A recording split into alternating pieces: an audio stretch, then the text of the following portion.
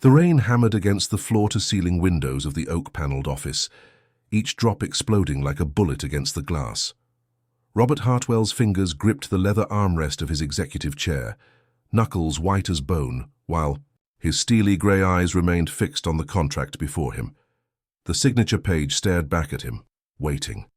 Another hotel deal, another victory in his empire of cold marble and gleaming gold. But today, the numbers meant nothing.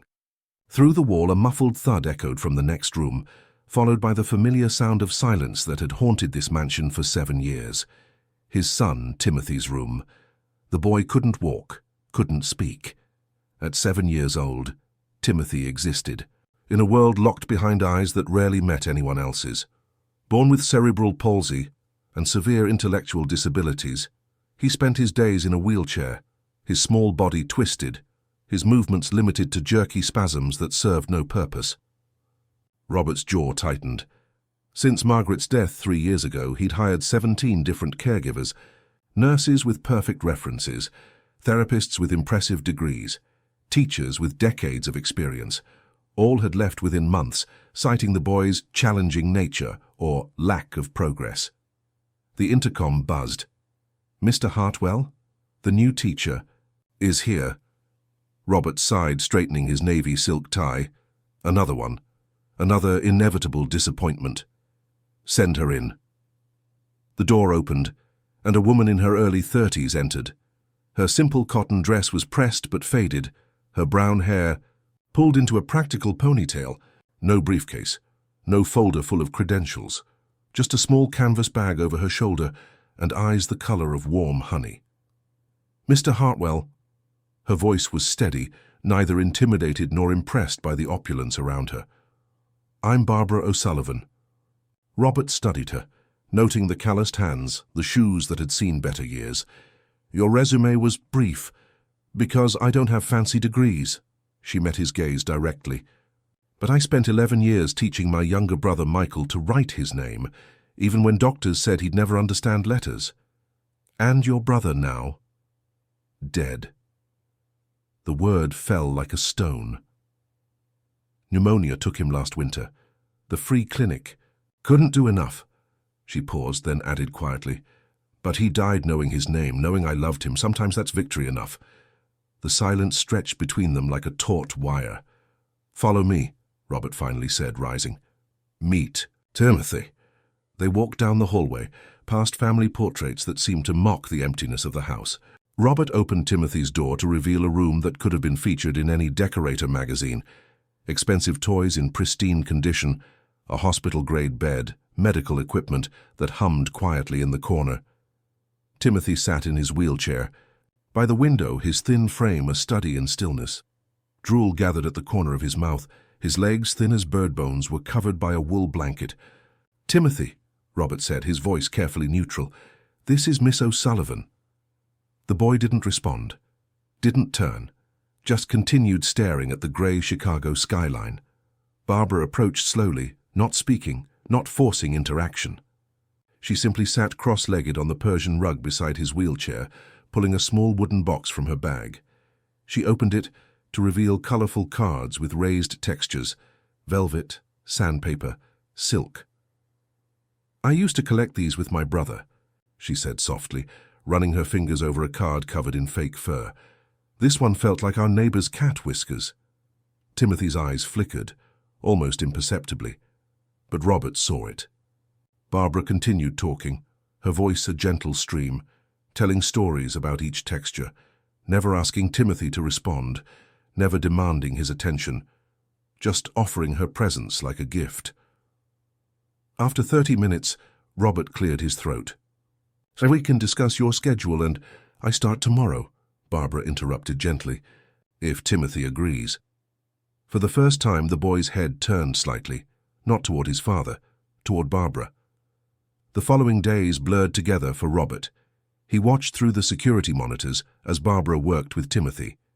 She brought no grand theories, no complex methodologies. Instead, she brought music boxes that tinkled when buttons were pressed, picture cards with simple words, a therapy ball that made sounds when squeezed. Most importantly, she brought patience. When Timothy accidentally knocked over a cup of water, she didn't scold. She helped him clean it, guiding his hands to hold the paper towel. When he made a grunt, his first vocalization in months, she clapped as if he'd recited Shakespeare. "Progress isn't always visible," she told Robert one evening as they watched Timothy from the doorway.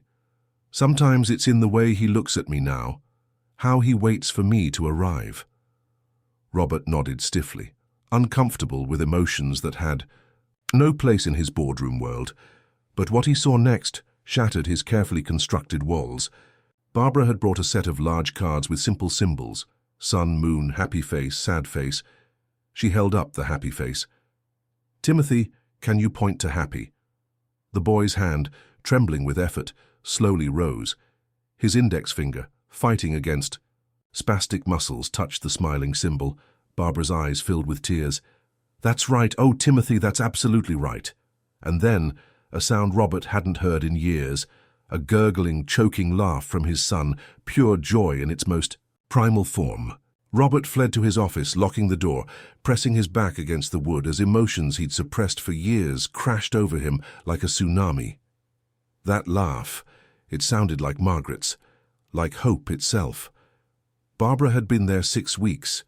When she approached Robert about the Children's Therapy Center showcase, they're having an event where the children demonstrate what they've learned.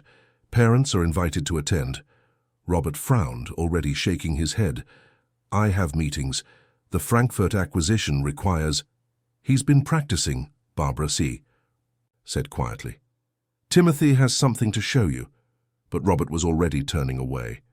"Perhaps you could record it." That evening, Barbara wept in her small apartment, thinking of Timothy's eager attempts to press the symbols that spelled out, "I love Dad." The discovery came by accident. While looking for Timothy's medical records, Barbara found an old charity file in Robert's study. The Henderson Children's Foundation, established by Margaret Hartwell. Among the beneficiaries was a list of children who had received medical equipment. Michael O'Sullivan, her brother's name, written in Margaret's careful handwriting. The wheelchair, the communication device, the special mattress that had made his final year more comfortable, all had come from this foundation. From Robert and Margaret Hartwell. Barbara sat in the empty study, the paper trembling in her hands. Fate, coincidence, divine intervention. She never told Robert. But her dedication to Timothy deepened, as if love itself were compound interest. But storms have a way of finding even the most sheltered harbors. The attack was swift and calculated. Someone planted money in her room, bills that matched missing petty cash, prescription medications that had been reported stolen, anonymous calls to Child Protective Services about inappropriate conduct. Then came the photograph. It arrived on Robert's desk on a Wednesday morning, a blurry image of him and Barbara embracing in the garden. What the photo couldn't show was the context. Timothy had fallen from his chair, and in the panic and relief of his safety, they had held each other for just a moment. Not passion, just two broken people finding comfort. But the implications were clear. Robert's lawyer arrived within the hour. "The optics are terrible, with the other accusations." "She's innocent," Robert said, but his voice lacked conviction. "Can you prove it?" By evening, Robert had made his decision. "I think it's best if you leave," he told Barbara, unable to meet her eyes. Barbara packed with quiet dignity. Her final act was to slip into Timothy's room, where he slept, and whisper, "I'll come back, somehow I'll come back." The house died again. Timothy refused his meals, stopped responding to new caregivers, sat motionless, staring out the window as if waiting for something that would never come. Robert threw himself into work, buying 2 more hotels, expanding into European markets. But success tasted like ash. 3 weeks later, the call came. "Mr. Hartwell, this is Chicago General Hospital. Barbara O'Sullivan was brought in tonight. She was attacked." Robert was in his car before the nurse finished speaking. He found Barbara in the emergency room, her face swollen, her arm in a sling. A former employee, a man Robert had fired for negligence, had been arrested for the assault and for planting the evidence that had destroyed her reputation. "Why?" Robert asked, sitting beside her bed. Why would someone do this? Barbara's voice was hoarse. He wanted my job. When you hired me instead of recommending him... She shrugged with her good shoulder. He couldn't stand it. Barbara, I know. She looked at him with those honey-colored eyes. You believed them. You had to, I understand. But Robert didn't deserve understanding, not yet. Come home, he said simply. Please. The drive back to the mansion was silent. Robert helped Barbara from the car, and together they walked to Timothy's room. The boy was slumped in his wheelchair, thin as a shadow. When he saw Barbara, his entire body convulsed. Not a seizure, excitement. His hands flew to his communication device, pressing buttons with more coordination than he'd ever shown. 3 words lit up on the screen. Miss, come back. Everyone in the room cried. Robert knelt beside his son's wheelchair, really seeing him for the first time in years.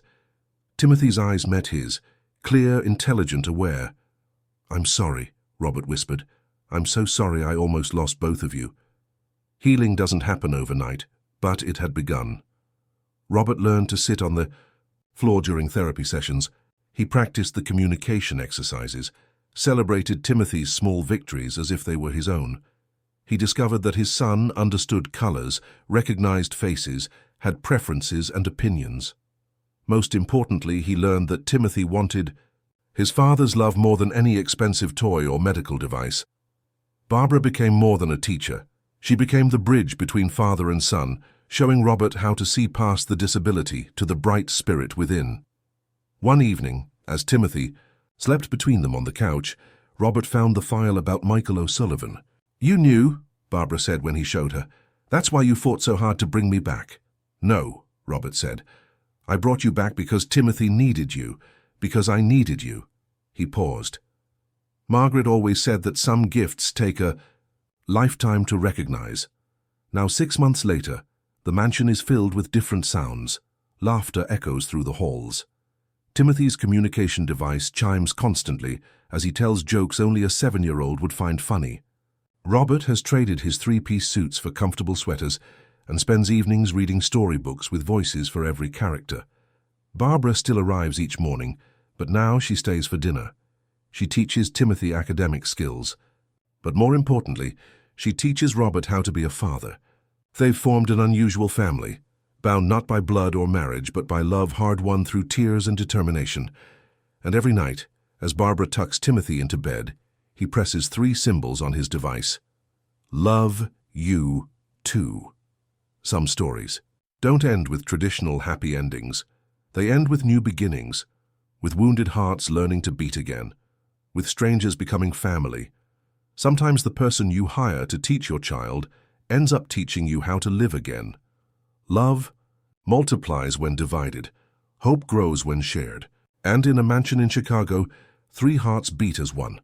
Proof that the greatest wealth isn't measured in dollars, but in the connections that make us human. Healing is possible. Family is chosen. And sometimes the best teachers are those who understand our deepest pain.